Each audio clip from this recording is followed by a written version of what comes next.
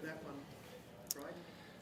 Well, we just celebrated the incredible 245 games in a row, just in the rooms with his family, and gave him their match ball and spoke of glowingly how his contribution to our footy club is amazing. I also say, I've said this before, sometimes when you lose you want to be winners, and I reckon sometimes when you win you can be a loser, and I've said that many years now. When he misses that kick, just have a look at the response of our team, and it's testament to the character and the culture that we have, that we get around Jack. Straight away there was just a group of players around him. I think we looked like winners regardless of what the scoreboard said. How did you see the game as a whole? It was very seesawing, and your boys came so hard at the end there. What were your reflections? Yeah, it's the paint's still wet, but geez, they're hard to play against. They're a challenging team. They're really well coached. Chris has done an incredible job, and I know Nigel Lappin, my mate, he's very good at what he does down there. But they're really difficult to play against. So it was a bit of rope-a-dope stuff, a bit of, we have a lot of territory. We win the inside 50 battle, we're winning clearances early. They started really well. We expected that, and then they tend to play like when you play basketball, they do a lot of layups. They've got so much speed in their game. They get you back, and then they just beat you on the other side. They're really hard to play against. It's a well-drilled, good team. It's hard to stop.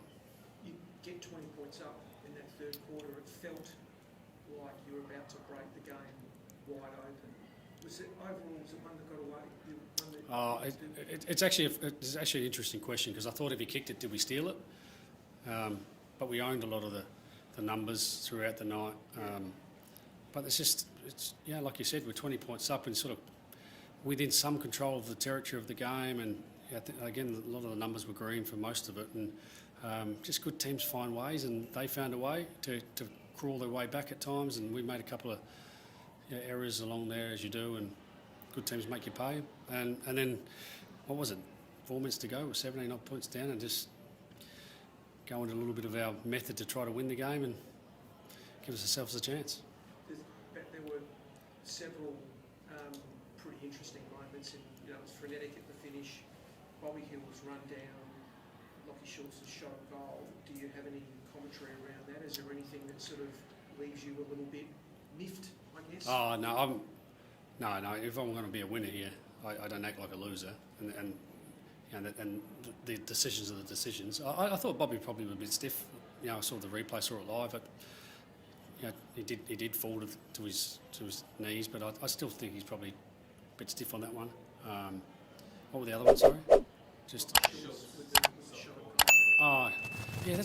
that's a difficult one, isn't it? Because the rules are the rules. Yeah, I think it was touched and then inconclusive, so it's a point.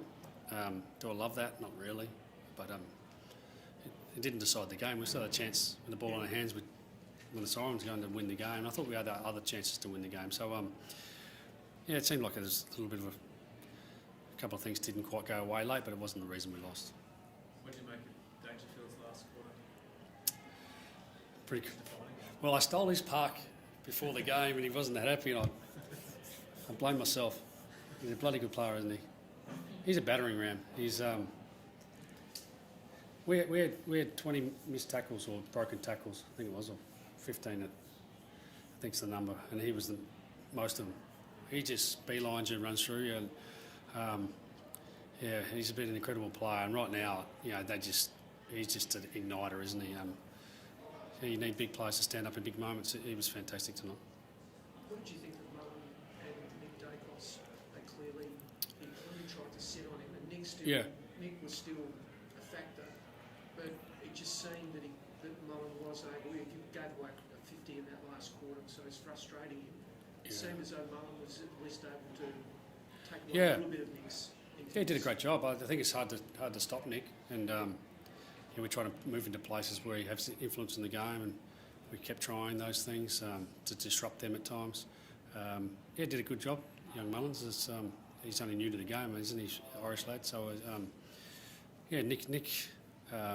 It's just what happens now when you become this player. Like he goes to work on the player he's going to play against. He knows he has to outrun some of them. He has to outsmart some others, and this is all just part of his is learning and growing to be the player he is. You often talk about the journey of this side and then wanting to compare it to previous years. What do you feel you learned about your group tonight? I just said to the boys afterwards, like Dan Houston, Tim Membry, Harry Perriman. Actually, Harry Perriman was fantastic tonight. That's the best game he's played for our club. He had 11 odd intercept marks or intercept possessions, and it was fantastic. Give him a shout out. I said to him, it's nice to know you got a team that plays the last second, and they didn't pay us back tonight.